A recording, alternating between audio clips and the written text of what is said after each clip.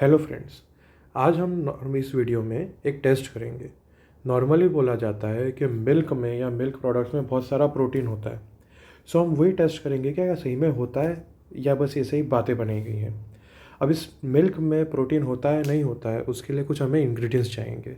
उसमें से एक इंग्रेडिएंट है मिल्क। साथ में इस एक्सपेरिमेंट को इंटरेस्टिंग बनाने के लिए हम मिल्क के अलावा बटर मिल्क का भी यूज़ करेंगे।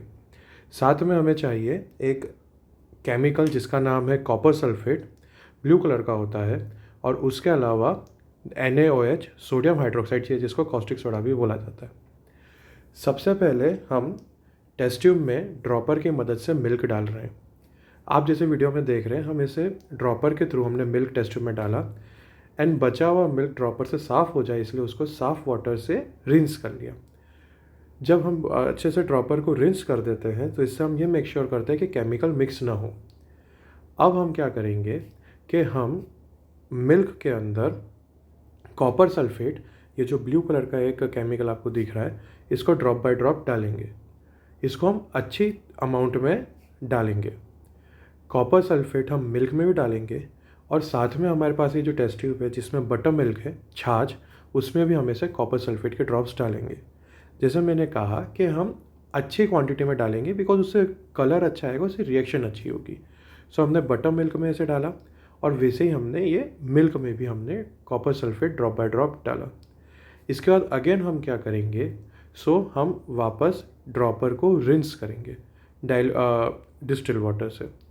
जब हम इसको रिंस कर देंगे फिर वापस हम ड्रॉपर की मदद से NaOH, सोडियम हाइड्रोक्साइड, जो कि उस मैंने बीकर में निकाल रखा था, उसको हम इस टेस्ट ट्यूब में डालेंगे जिसमें मिल्क है। आप देख सकते हैं कि जैसे ही हमने ये केमिकल डाला सोडियम हाइड्रोक्साइड, वैसे ही वो मिल्क का कलर पर्पल या वायलेट की तरफ होता गया। अब देखना है क्या छाछ में भी होगा। आप देखेंगे जैसे ही हमने इसमें भी कॉस्टिक सोडा में हम ये जैसे ही डाल रहे हैं, आप देखेंगे, देखिए सडनली इसमें काई का चेंज आ गया, तो कलर चेंज हो गया, ये वायलेट कलर हो गया। ये वायलेट कलर का प्रेजेंस यह बताता है कि इन मिल्क में या छाछ में दोनों में प्रोटीन की प्रेजेंस है। ये प्रोटीन की प्रेजेंस क्यों कैसे समझ में आती है, तो ऐसा है कि जो कॉपर सल्फेट है वो सोडियम हाइड्रोक्साइड से रिएक्ट करके, और जो प्रोटीन है या पेप्टाइड्स है जो मिल्क में या मिल्क प्रोडक्ट्स में यहाँ पे अवेलेबल है, उनके साथ रिएक्ट करके एक वायलेट या पर्पलिश कलर का एक कंपाउंड बनाता है। इसकी वजह से ये कलर आ गया। अब आप देखेंगे तो मिल्क में वो ज़्यादा गाढ़ा कलर है और वहीं पे छाछ में वो कम है। इससे ये भी समझ में आता है कि मिल्क में प्रोटीन का कॉन्सेंट्रेशन कंपैरेटिवली ज़्यादा होगा कंपेरेटिव छाछ। बट अब ये करते हुए स्टूडेंट्स के मन में एक सबसे बड़ा क्वेश्चन आ सकता है कि सर ये भी तो हो सकता है कि कॉपर सल्फेट और जो सोडियम हाइड्रोक्साइड है जिसको आप कॉस्टिक सोडा बोल रहे हो वो रिएक्ट करके पर्पल कलर दे दे। तो उस चीज़ को दूर करने के लिए हम एक कंट्रोल टेस्ट कर रहे हैं। कंट्रोल टेस्ट में क्या करेंगे हम कि ये जो डिस्टिल्ड वाटर है इसके अंदर वही जनरस अमाउंट में हम कॉपर सल्फेट डालेंगे। कॉपर सल्फेट का कलर क्योंकि स्काई ब्लू जैसा होता है तो बहुत प्यारा दिखता है। अब आप देखेंगे कि जैसे हमने उसको वाटर में डाला वो डाइल्यूट हो चुका है। अब हमने वापस ड्रॉपर को रिंस कर दिया एंड उसके बाद हम वही प्रोसेस दोहराएंगे और कॉस्टिक सोडा या सोडियम हाइड्रोक्साइड को ड्रॉप बाय ड्रॉप इसमें डालेंगे।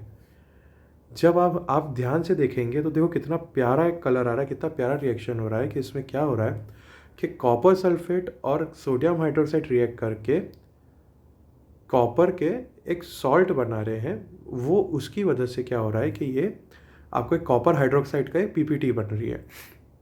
ये कॉपर हाइड्रोक्साइड की जो PPT है या प्रेसिपिटेट जिसे हम बोलते हैं, उसी वजह से ब्लूइश कलर आ रहा है। और ये देखिए आप पूरा दाने दाने जैसा PPT बन चुकी है, कितना प्यारा दिख रहा है। अब हम इसके साथ हमें एक और एक्सपेरिमेंट कर सकते हैं कि हम एक और क्या कर सकते हैं एक्सपेरिमेंट कि इसमें हम इसको पूरा से डिसअपियर कर सकते हैं। अब इसको हम डिसअपियर कैसे कर सकते हैं ये PPT को, तो PPT को डिसअपियर करने के लिए हम इसके अंदर डाइल्यूट हाइड्रोक्लोरिक एसिड डाल रहे हैं। डाइल्यूट हाइड्रोक्लोरिक एसिड डालने से ये जो आपका कॉपर हाइड्रोक्साइड बना था ये क्या हो जाएगा, तो ये कॉपर हाइड्रोक्साइड रिएक्ट करके कॉपर क्लोराइड बनेगा। और कॉपर क्लोराइड क्योंकि एक ट्रांसपेरेंट होता है वो कलरलेस हो जाएगा। तो आप ये देखिए, अब ये पूरा मैजिक देखिए, ये पूरा जो PPT थी सब क्या हो गई, डिसअपियर हो गई। और जैसे ही डिसअपियर हो गई आप देखिए कितना पूरा एकदम से ट्रांसपेरेंट एक सोल्यूशन बन गया। इसी की मदद से हम अगर आप देखेंगे तो हम ये प्रूव कर सकते हैं कि जो कि प्रोटीन था उस प्रोटीन की प्रेजेंस की वजह से ही हमें वायलेट या पर्पल कलर की पीपीटी ऑब्जर्व हुई। ऐसे ही और इंटरेस्टिंग फैक्ट्स और वीडियोस के लिए लाइक शेयर एंड सब्सक्राइब।